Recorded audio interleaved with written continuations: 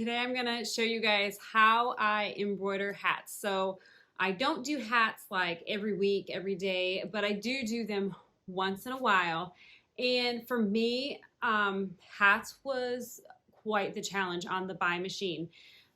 Just my honest opinion in what I've seen, and as far as the older model of the mirror, it's probably not the best machine for you if you're wanting to do nothing but hats. If you do what I do and you do a lot of different embroidery and you do hats occasionally, it's perfect. I absolutely love this machine and I wouldn't trade it for the world. I wouldn't do anything differently. I love this machine.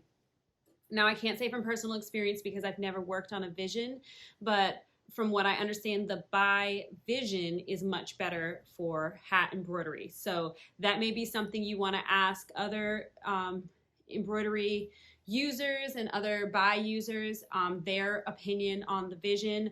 But just speaking from my personal opinion with the mirror, it's not the best machine for hats, but it is a very good option for hats, and you can accomplish hats, structured hats, on the BAi mirror machine. So these are the hats that I'm going to be working with today. They're a Pacific Headwear Flex Fit, small, medium. I believe I might have an extra small in here. They're for a kids baseball team, so there might be an extra small in there. Anyways, they are a structured hat.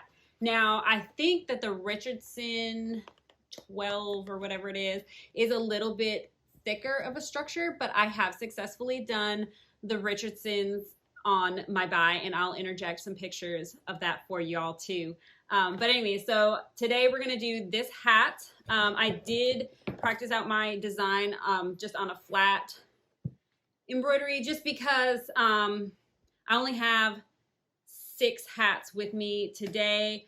I didn't purchase them. My client brought the hats to me, so I really, not knowing what this design was going to do, I wanted to make sure I practiced it first, stitched it up first, made sure it was what we wanted first. I don't do that with every design. Most of the time I'll just do my printout and that's enough. But with the 3D puff and knowing that these are all the hats I have, and if I mess up and I've got to order another hat, it's going to take time, and time we don't have. So I'm going to try not to mess up. But I went ahead and stitched out a practice. So this is the design that we'll be working with today. And then, forgive me, it's a little dusty because, like I said, I don't do hats a ton. But here is the hat driver. It goes this way on your machine. So what you're going to do is, it goes this way for me. What you're going to do is you're going to slide this bar on.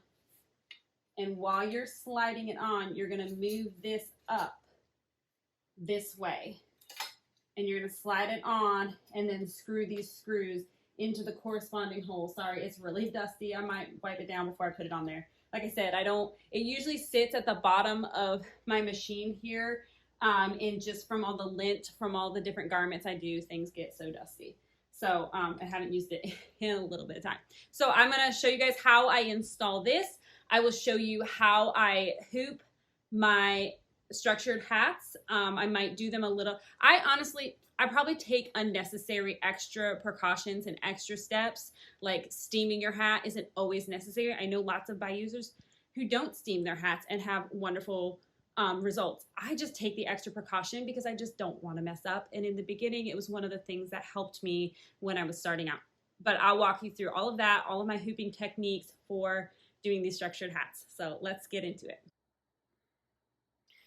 Okay, so I have you at kind of a lower angle here, and I'm trying not to be in the way while I show you how you put this on. It's really dusty. Okay, so here you're gonna see there's like these little wheels, okay, and there's this track. Forgive my dogs, they bark at nothing. There's this track under here. It's probably Amazon delivering something. And you're gonna flip it on. So this tends to spin, okay? So you're gonna wanna hold this into place and okay, and then slip this on. So I look at that track first, make sure that is on first, and then I come up here and get these screws. And don't worry, like, we can adjust where the center is. You're going to want to get these in the the 5th notch from the end. Okay, so you're going to slip it on. Okay, so I'm going to get these into place and then tighten these screws on both sides. And then that is how you install the hat driver. And then you'll come over to the computer and I'll show you what you do next. Okay, so I have the hat driver screwed into place here. And then it's still set for my like 10 by 10 hoop. So here's what we're going to do to change it. We're going to go to this thing. It actually has the little hat sitting there. And then you're going to go to this hat one, hit OK, and it's going to move your hat driver. So make sure you don't put a hat on there before you push that, because it'll jack up your hat. You don't want to do that. Okay, and then so it automatically sits it upside down. And you have this very, very long hoop design on here, and that is because with this hat you're supposed to be able to do all, like, pretty much all the way around the hat. I have done some hat side designs before very successfully. For the back of hats, I do use the pocket clamp, and I know I've talked about that before. I'm not going to be using that this time, but in the future, if I use it again, I will be sure to make a video on how I do that. So we're going to go ahead and hoop up the hat. Okay, so here is just one of those extra steps that I take that is probably not necessary. I don't think everybody cuts their stabilizer this long, but I do, because this is just one of the things that when I did this, it just felt game-changing for me. So what I do is I take my stabilizer and I cut it to length, and then I just fold it in thirds. And when I fold it in thirds, I cut down that, and I get these long strips. So I'm just gonna, I don't need those ones right now. All right, and then what I do is, these are called stabilizer bars. And I watched a lady on YouTube do it this way once, and it just, I'm telling you, it was like game changing for me. And I know that not everybody does this, and maybe this is not a completely necessary step, but for me, it made a big difference. So what I do is I slip my stabilizer. Sorry, let me get that in the frame for you. Okay, I slip it behind that front little panel part, and then I use the clips and I clip it on to the bar.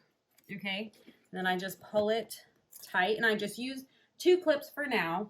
I pull it tight on the other side, and the same thing. I actually probably have too much stabilizer here, but I would rather have more than enough. Okay. All right. So let me show you the back of that. Okay.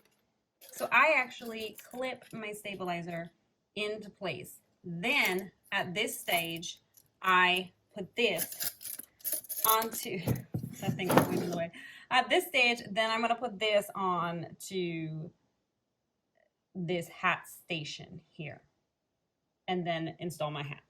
So then we're just going to click it into place, and you can just let this go off to the side for now.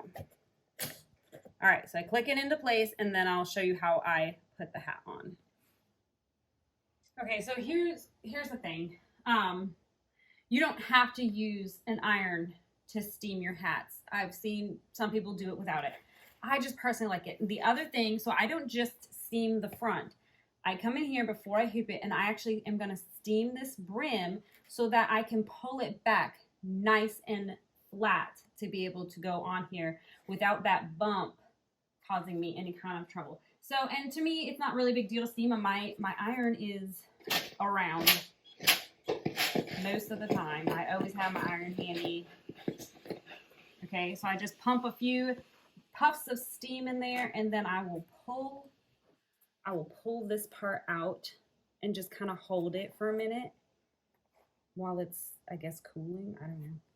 All right, now I kind of pull the whole band out, and then I slip it on, and I kind of wiggle, wiggle, wiggle, and tuck that band underneath this, that's not really a bar, I guess it's like a clip, maybe.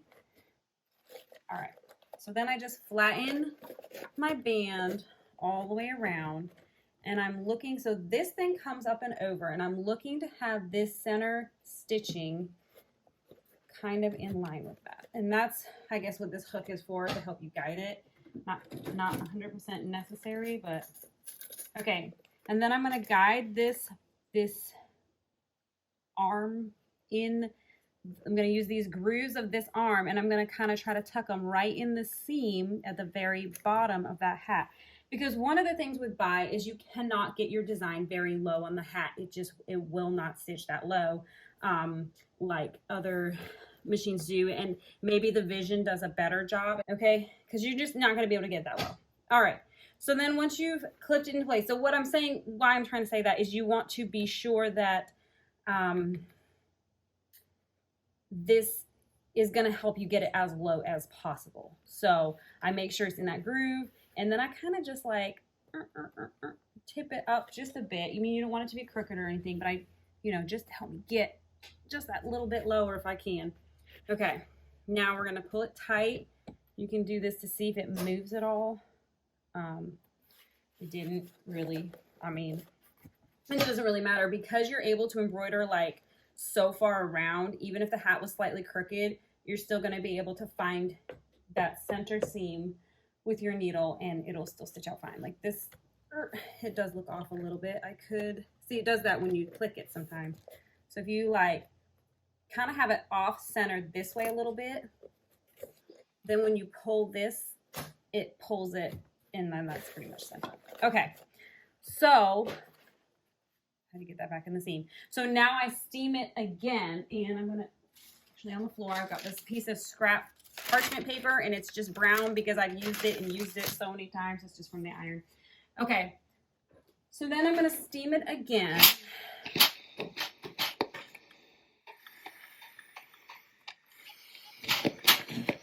Probably need to put more water in that. And then I'm gonna push down on this front seam, okay? And why I got the parchment paper is, and this is probably maybe not the best choice. Sometimes I get a little nervous making these videos because I maybe do things that are not illegal, nothing's illegal, but unconventional. I use the parchment paper because I've kind of melted a hat before doing this. You don't want to do that. So I just kind of stick it into place. And then with the steam again, I actually iron my hat, guys. I guess, it's honestly, I pump the steam while I'm doing it back and forth a little bit. Just be careful because you can melt that hat a bit. Okay, and then I just pull tight. What I was saying, honestly, doing it the way I do it probably wouldn't be much different if you had a hat heat press. That's essentially all I'm doing is I'm pressing it with my iron instead of a hat press because I don't have a hat press. So if you had a hat press, this would be when you would probably want to press it down because your goal is you want to get this part of the hat as tight and as low to your needle plate as you can, because if there's any gap in there, especially when it's going over this middle seam, that's when you can create some needle breakage. So you want it as tight and as down as you can. So that is why I personally am going to steam my hats every time. And I know some people successfully do it without steaming, and maybe, maybe their machine can handle it. But this is, if you want to do hats on a BAi and you have a mirror, this would be my suggestion for you. This is how I have found to be successful with embroidering hats. So I'm just kind of holding it down as it cools, and that just kind of helps shape the hat in a way that it's going to be tight against that bar. Okay, now I'm going to turn it. There's like a little lever here. You push that in and you can turn it until it clicks or whatnot. Now I'm going to unhook the stabilizer I had hooked, and I just kind of pull the stabilizer tight, and then I pull the hat tight. And then I clip the hat and the stabilizer together. And this is where you could use 2 clips if you want to. Sometimes I do just use 1 and it works just fine. Same thing on the other side. I pull the stabilizer tight. And I have, okay, so some of my band, as you can see, is like going up into here. If I was going to be embroidering on the side of the hat, that would be a problem. Since I'm not embroidering on the side of the hat, I'm just going to pull it tight, and I'm not going to worry about it. Okay, now that is hooped on, stabilized, on steamed, and so now I'm going to pop it on the machine and do a trace. And hopefully my design is small enough, because that's the other thing with the mirror is your design has to be, I think it's 2 inches and a quarter is like the largest I've ever gotten a design to do on the BAi. And that 1/4 inch might even be too much with some designs. Sometimes it's just like a straight 2 inches. So let's go try this out. All right, so how I put the hat, so the hat driver's on, how I put the hat hoop on the driver. So you can't go straight, obviously, because your brim's in the way. So I turn it to the side, slip it in, and then turn it after you get back behind those needles. Okay, and then you're looking for, there's this groove right here, this square groove, and then there's a corresponding piece back here. So you're looking to line that up. Okay, and then once you line that up, click it into place. There are 3 clips, the same 3 clips that were on the hoops and station are the same clips here. There's 1 on your right and 2 on your left. So like they're like about a hand's finger width apart. Okay, so that's, you click them and that's how you take it off. And then you just make sure they're in. And I give it a little tug. Make sure it's where I want it. Okay, now we're just gonna go ahead and see what happens if I trace this out.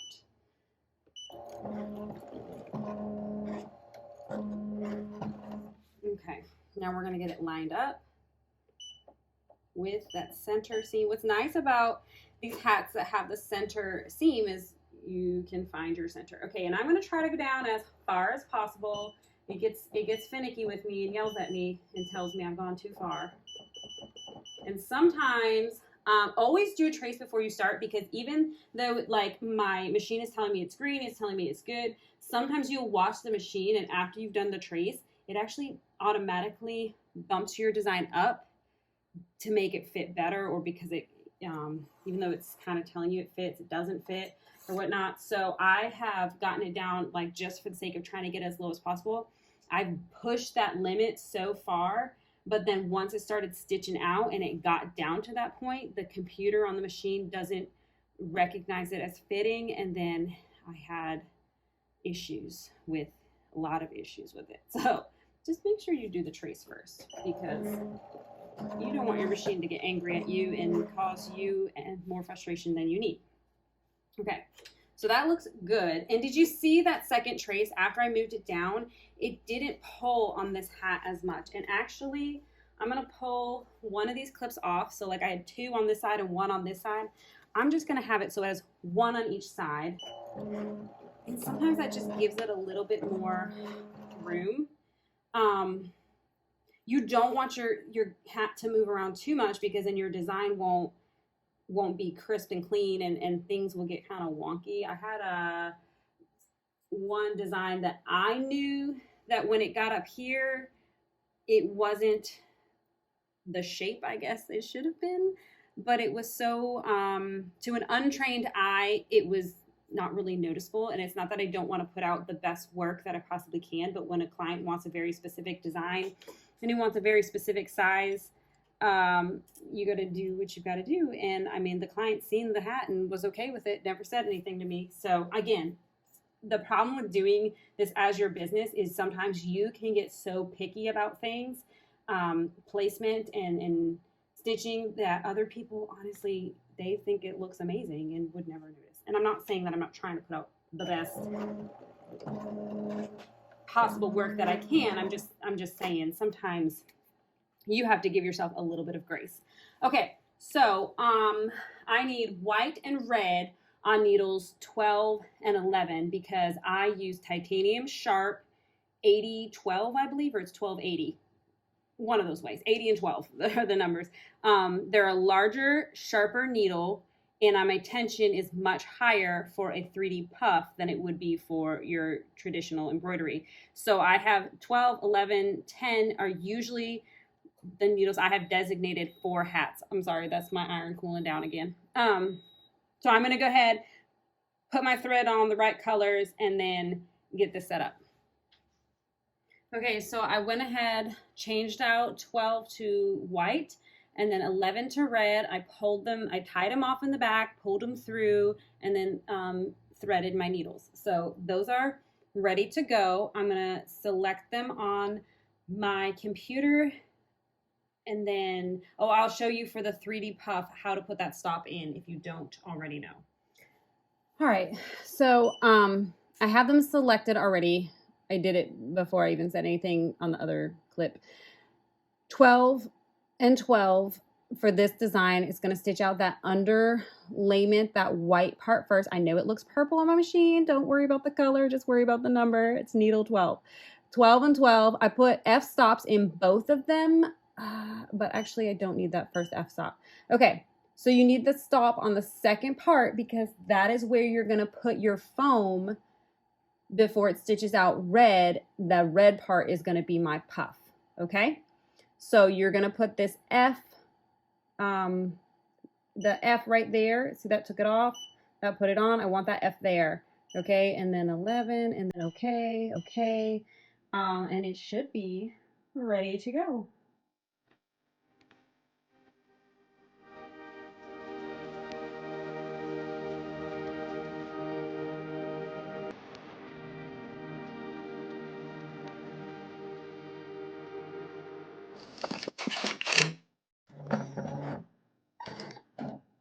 Okay, so you know how like in the design how it had those two colors at first and then the red?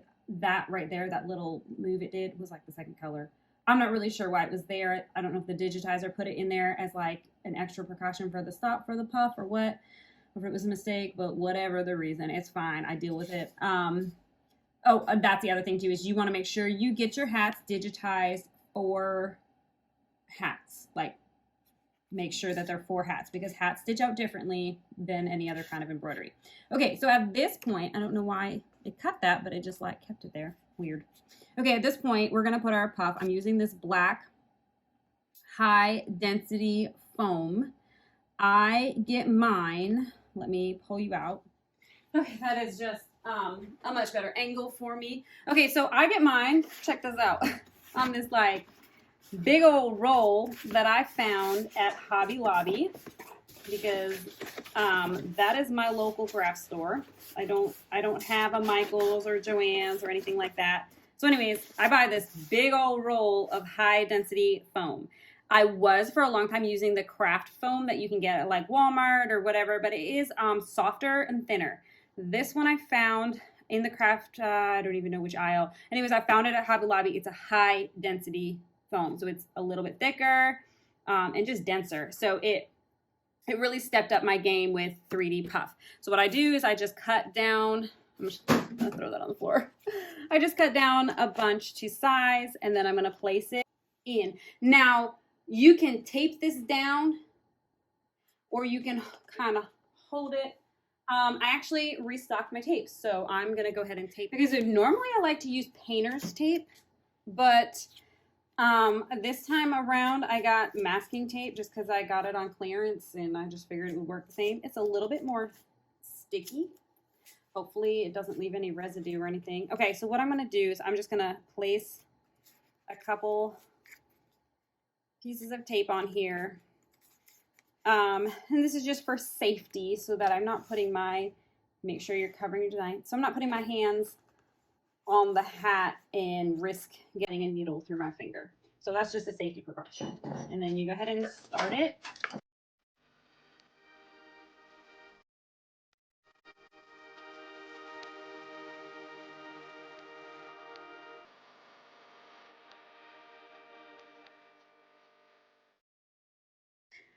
All right, so finished stitching out. You know, push those clamps and turn it, take it out, and then you can just pull this puff off, and there it is. I think it came out very well. The other thing that you can do with a 3D puff is, as you can see, some of the black, is it focusing? Okay, I was having a really hard time making it focus. Some of that black you can see is poking through. You can hit that with a heat gun. If you don't have a heat gun, be careful with a heat gun because you don't want to melt it. If you don't have a heat gun, I've poked them in with just like a big fat needle before, and I've just kind of like sat there and poked them in. But if you hit it with a heat gun, it just kind of makes everything like more crisp, if that makes sense. Okay, so there it is. I just pulled it off of the hat hoop, and then see it has all this stabilizer, and then you just pull it out because I use tearaway. I don't know if I said that before. And then here's the thing: if you don't care, just throw it away. But I'm frugal, and I will just snip. And then this is still usable scrap for other projects that you might have. So I just I'll stick that in my scrap pile. So I know, like, I use a longer piece of stabilizer, but I don't let it necessarily go to waste unless I don't know, lazy. Okay, the other thing is you can hit it with steam again if you want to, because we steam this out, it is going to kind of, I don't know, not go in as flush as it was when we first got the hat. So you could just pump a couple of things of steam in there just like we did before, and then just kind of push it back into place. But that is it. That is the first of 6 hats that I have to embroider today. Actually, it's pretty late in the day now, with a couple other things that I had going on this morning. So I probably won't get to them till tomorrow.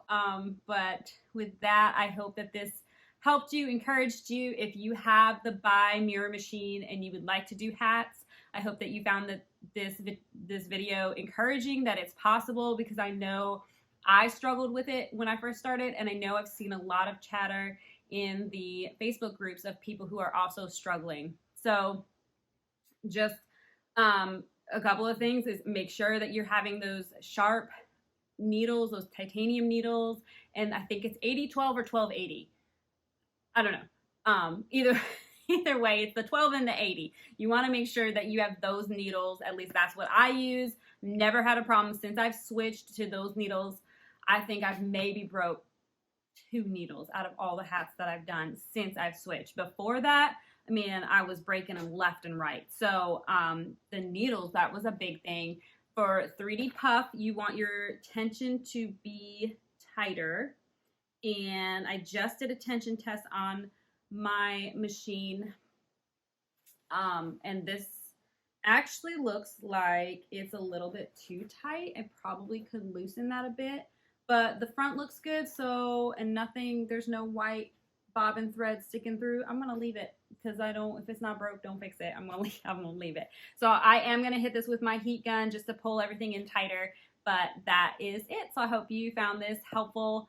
I hope this answered some questions for you and just helped you walk through all of the steps, start to finish, how to embroider hats on your Mirror BAi embroidery machine.